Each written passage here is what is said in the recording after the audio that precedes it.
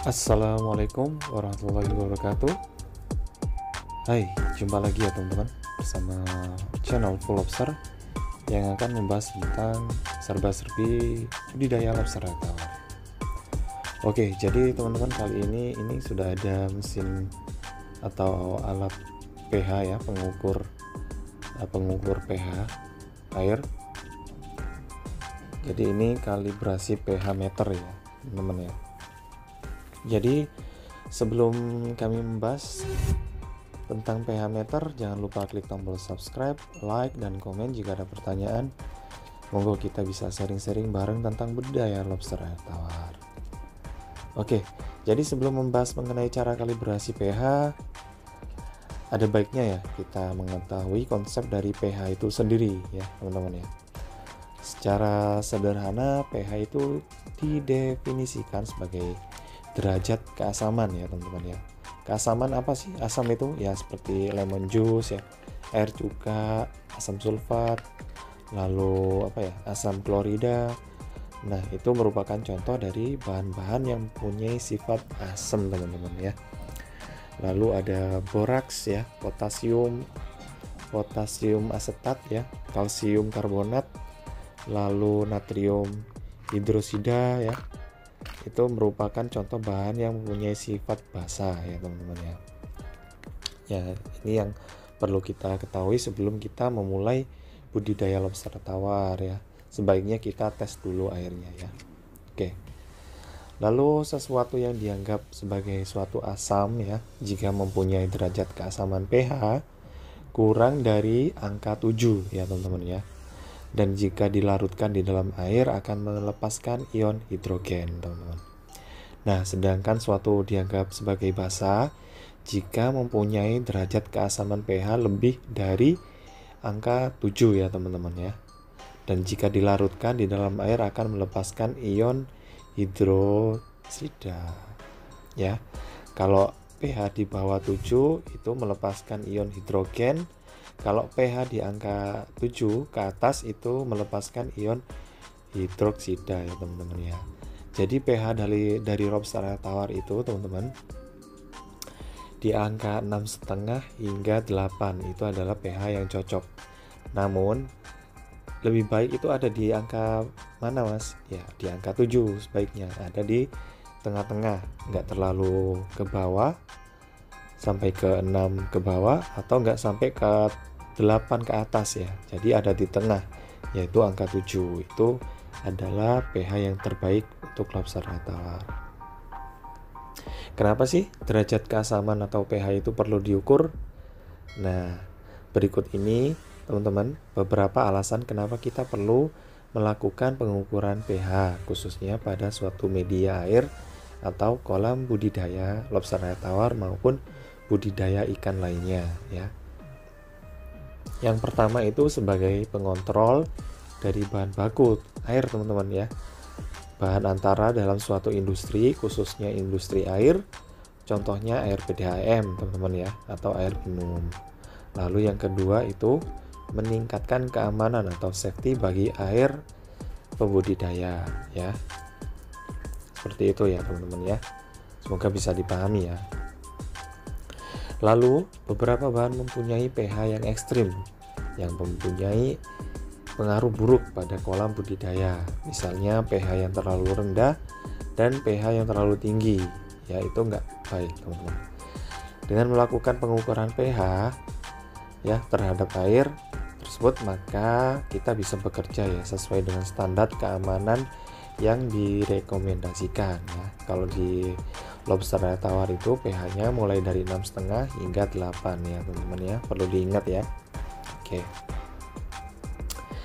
Nah, ini kita akan berikan contoh ya. Berikut ini adalah cara kalibrasi pH meter ya teman-teman ya.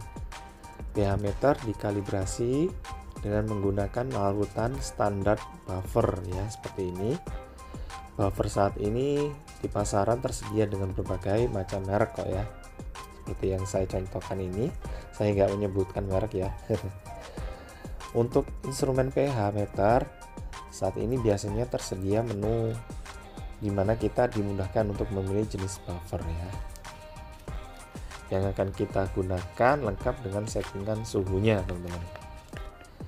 Lalu dalam melakukan kalibrasi pH, sangat direkomendasikan menggunakan buffer di mana rentang pengukurannya tercakup di dalamnya. Misalnya pengukuran sampel dilakukan di pH 4 ya, teman-teman ya, atau pH 5 ya.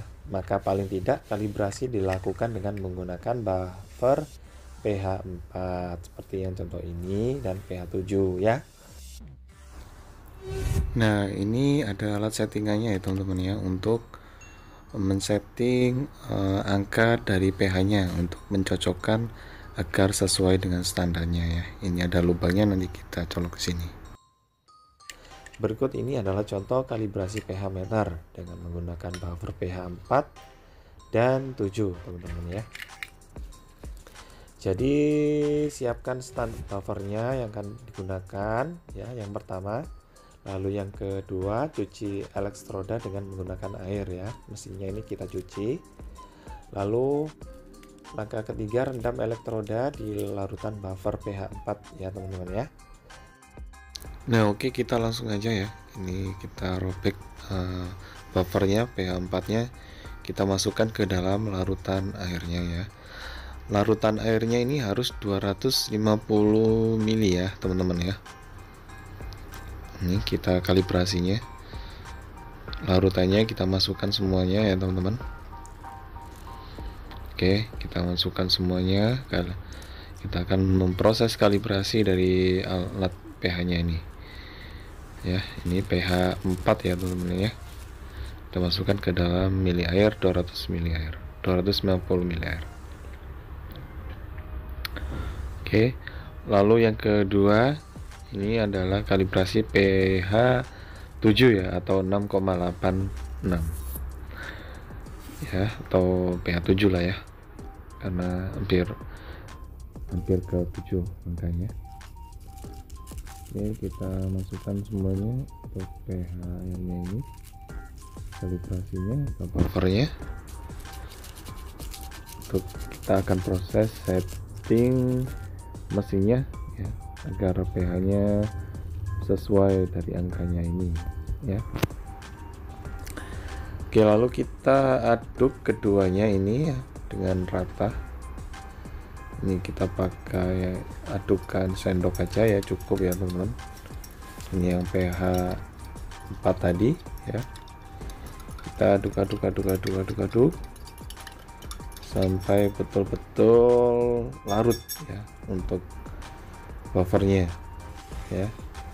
Lalu kita cuci dulu ya, agar netral ya teman-teman, enggak tercampur dengan pH yang 7 ini.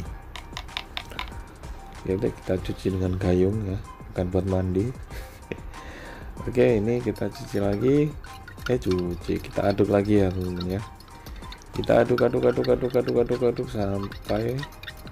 sampai larut ya buffernya, buffer untuk pH 7 ini ya teman-teman.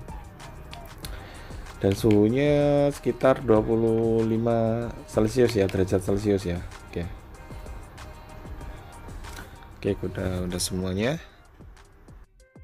Lalu langkah selanjutnya yaitu kita masukkan alat parameter air ini ke dalam larutannya yang sudah kita sediakan sebelumnya ya teman-teman. Oke, kita tombolnya ada di atas ya. Nah, ini angkanya masih belum stabil ya, masih terus bergerak ya teman-teman. Oke, kita copot tutupnya. Nah, ini kita masukkan mesinnya ke dalam air buffer yang pH 4 tadi ya teman-teman ya. Kita harus menyesuaikan ya teman-teman angkanya. Nah, ini sudah kita aduk-aduk ya sedikit. Angkanya masih ada di 3,8 ini sepertinya. Nah, turun lagi ke angka 3,7 ya. Ya, angkanya 3,7 teman-teman. Berarti masih belum sesuai dengan angka pH di buffernya ya. Jadi langkah apa yang seharusnya kita harus menyesuaikan? Kita harus setting manual ya teman-teman ya. Kita coba setting manual dulu ya. Setting manualnya ini ada di belakang sini. Nah, ini dia lubangnya. Nah, setelah itu kita men-settingnya, menyocokkan dengan pH-nya, sesuai dengan pH-nya ya. Nah, ini kita putar terus sampai cocok, ada di angka 4 ya teman-teman ya, untuk pH-nya agar cocoknya ini. Ini agak sulit juga nih mencari lubangnya karena kecil banget lubangnya. pH-nya harus 4,0,1 ya, 4,01 ya sebetulnya. Kita coba lagi ya, ini agak sulit ya teman-teman. Harus masuk ke dalam air nih sepertinya nyetingnya. Harus pelan-pelan juga ini settingannya. Oke, ini adalah pH-nya yang cocok ya, udah 4,1 ya teman-teman. Jadi cocok dengan pH yang ada di buffernya ya. Cocok angkanya 4,1, berarti ini kalibrasinya kita berhasil. Lalu selanjutnya kita mencucinya ya, mencuci agar netral lagi. Kita aduk-aduk aja untuk mesinnya. Nah, kita masukkan ke kalibrasi pH 6,86 ya, atau pH 7 ya teman-teman ya. Oke, kita masukkan alat parameternya ke dalam buffernya. Oke, kita setting lagi juga buffernya agar buffernya ini sesuai dengan pH-nya ya, angka di 6 ya, 6,8 ya teman. Oke, kita terus ya. Kayaknya harus masuk ke dalam air dulu teman-teman untuk kalibrasinya ini. Oke, kita sambil men-settingnya ya pelan-pelan. Kita colokin dulu pH-nya. Ya, ini pH-nya menunjukkan angka 7,9 atau 8,0. Nah, ini udah kita cocokkan 6,9 ya. Udah cocok dengan pH-nya ini atau 6,8, ini sudah cocok ya teman-teman, 6,9. Jadi ya seperti itu.